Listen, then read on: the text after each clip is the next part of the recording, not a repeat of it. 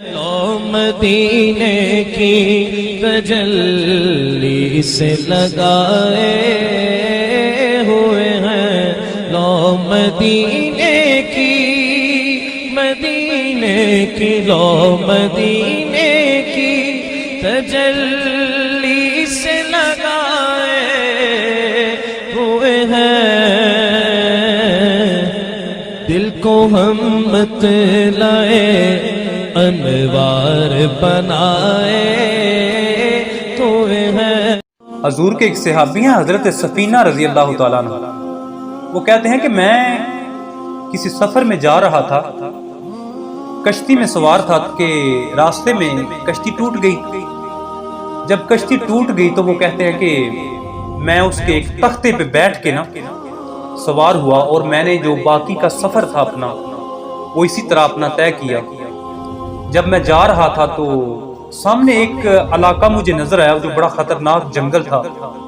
کہتے ہیں کہ میں نے دیکھا کہ میرے دل میں یہ خیال آیا کہ شاید یہ جانوروں کی کھچار ہے، ادھر شیروں کی کھچار کا علاقہ ہے، بڑا سخت علاقہ ہے۔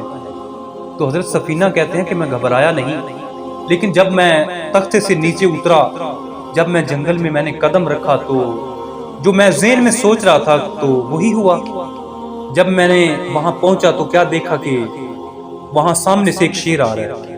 جب شیر نے انسانی بو پائی تو شیر میری طرف لپکا، جب شیر میری طرف لپکا تو شیر آنے لگا سیدھا میری طرف، تو میں نے اس شیر کی طرف اشارہ کر کے اور اس کی طرف مخاطب ہو کر کہا کہ اے یا ابوالحارث انا مولا رسول اللہ صلی اللہ علیہ وسلم، او جنگل کے بادشاہ، تو جانتا نہیں میں کون ہوں؟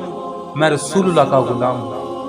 تو کہتے ہیں کہ جب شیر میرے قریب آیا تو اس نے دم ہلانی شروع کر دی، تو میں سمجھ گیا کہ یہ مجھے کہہ رہا ہے کہ اگر تو حضور کا غلام ہے تو پھر میں تیرا غلام ہوں۔ تو پھر وہ حضرت سفینہ کہتے ہیں وہ شیر میرے آگے آگے چل دیا، تو جدھر میں نے جانا تھا اس نے مجھے صحیح راستے پہ ڈال کے پھر وہ آہستے سے غرایا۔ جب وہ آہستے سے غرایا میں سمجھ گیا کہ اب یہ مجھے الوداع کہہ رہا ہے۔ تو وہ زبان حال سے کہنے لگا کہ اگر تو حضور کا غلام ہے تو میں تیرا غلام ہوں، کہ محمد سے وفا تو نے تو ہم تیرے ہیں، یہ جہاں چیز ہے کیا لوح و قلم تیرے ہیں۔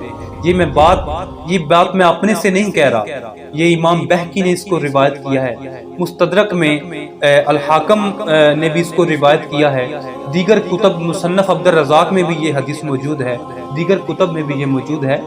اور شیخ سعدی کہتے ہیں کہ میں رطبات کے جنگل میں جا رہا تھا، وہ کہتے ہیں کہ میں جنگل میں جا رہا تھا کہ ایک آدمی سواری پہ سوار تھا اور اس کے ہاتھ میں سانپ کا کوڑا اس نے پکڑا ہے، تو وہ میرے پاس آ کے رکا اور میں ڈر گیا۔ جب میں ڈر گیا تو اس نے کہا سعدی ڈر گئے ہو؟ میں نے کہا بات ہی ڈرنے کی ہے۔ اس نے کہا کہ ہاتھ میں سانپ کا کوڑا اور تم شیر کے اوپر، وہ چیتے کے اوپر سوار تھا، وہ کہتے ہیں کہ چیتے کے اوپر سوار ہے اور ہاتھ میں سانپ کا کوڑا ہے، تو سعدی کہتے ہیں کہ یہ بات ہی ڈرنے والی ہے۔ تو انہوں نے کہا کہ سعدی تو خدا کا ہو جا، خدا کی خدائی تیری ہو جائے گی، تو اس کا ہو کے تو دیکھ، پھر زمانہ تیرا نہ ہو گیا تو پھر مجھے کہنے